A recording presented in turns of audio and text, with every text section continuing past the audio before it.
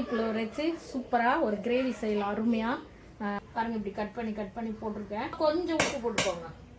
அப்புறம் மாதிரி ஒரு 50 கிராம் தனியாக போட்டு, அதனால் ஒரு 10 மிளகாய், மிளகு ஒரு 10 மிளகு போட்டுக்கோங்க.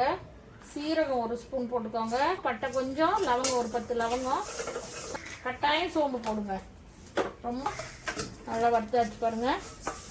அதுக்காக புழுங்கல் அரிசி நல்லா இந்த அளவுக்கு வறுத்துக்கோங்க. தீ விட்டுற கடலைப்பருப்பு ஒரு 3 ஸ்பூன் போட்டுக்கோங்க.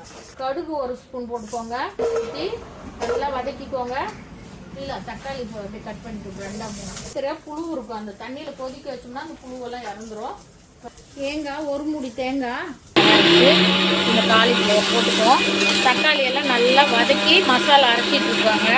2 ஸ்பூன் உப்பு போட்டுக்கலாம். ஏற்கனவே இதில் தண்ணி ஒரு 2 சொம்பு ஊற்றி சூப்பராக அப்படியே மட்டன் சூப்பர். நீங்களும் இதே